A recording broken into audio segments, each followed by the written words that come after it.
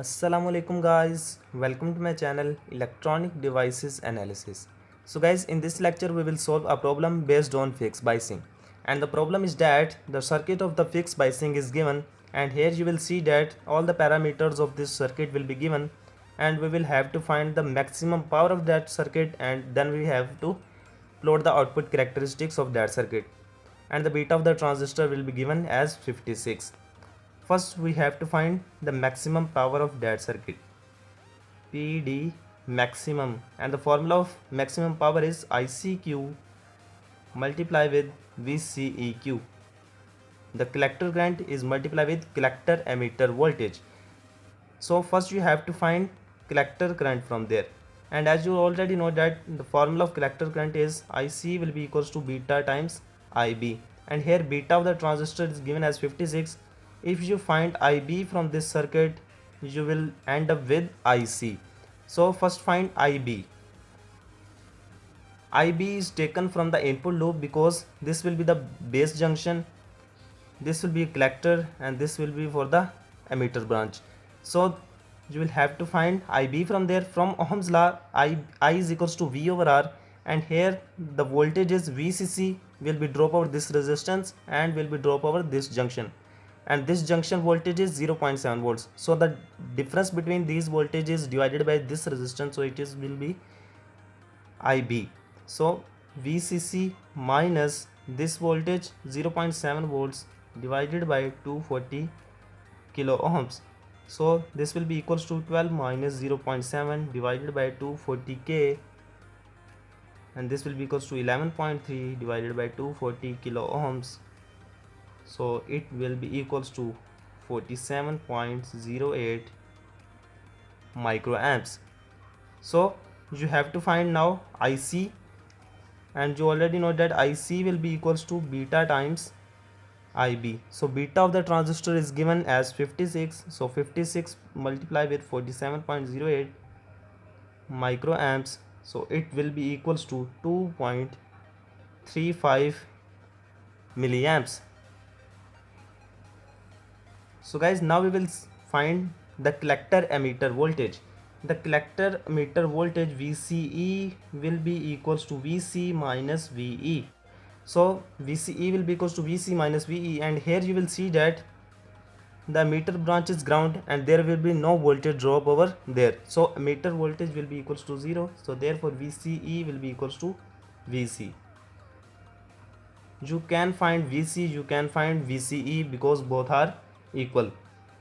So to find VC, the collector voltage from there, you will see that the collector voltage drop over this resistance is equals to that this voltage will be drop over this resistance, and this will be equals to VCC. This voltage will be drop over this resistance, and drop is minus IC into RC. So put the values of VCC and IC into RC in that formula. So VC will be equals to VCC, and VCC of 12 volts. So 12 volts minus IC is of 2.35 milliamps into RC, and RC is of 2.2 kilo ohms.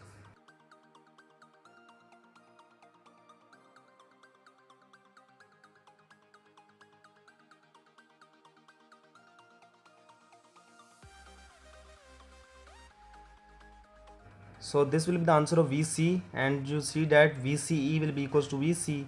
So VCE will be also equals to 6.83 volts.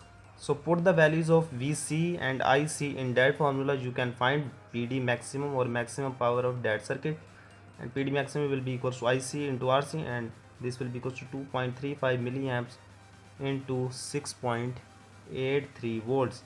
So this will be equals to 16.05 volts.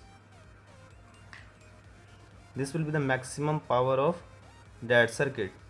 So first question will be done. Now we will have to plot the output characteristics of that circuit. The output characteristics are drawn between IC versus VCE. So as you already know that VC will be equals to VCC minus IC into RC. In the saturation region, your VCE will be equals to 0. So therefore IC will be equals to VCC over RC, and the point of saturation it will be over there, and this will be VCC over RC. And in the cutoff region your IC will be equals to 0, so therefore VCE will be equals to VCC. This will be for the saturation and this will be for the cutoff region, and VCE will be equals to VCC, so put the point of VCC over there and join these 2 points.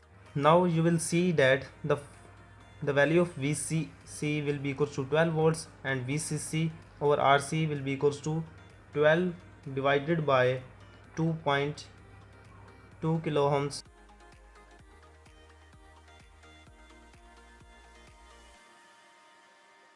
So make the lines of output characteristics. As you already know, the output characteristics are like this, and put the values of IB.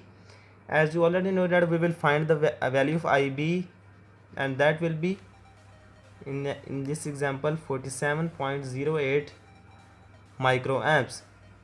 So we will take this as 20 microamps, this as 40, this as 60, so 47 microamps will be over there. Make a line over there.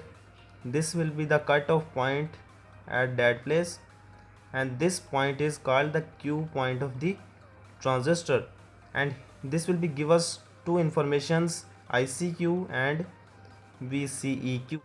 The value of ICQ will be equals to IC simply.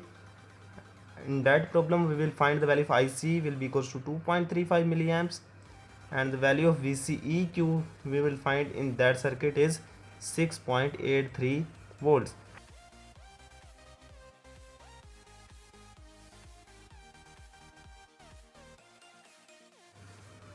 So guys, that's the end of our today's lecture. If you have any question, you may ask in the comment section. Thank you.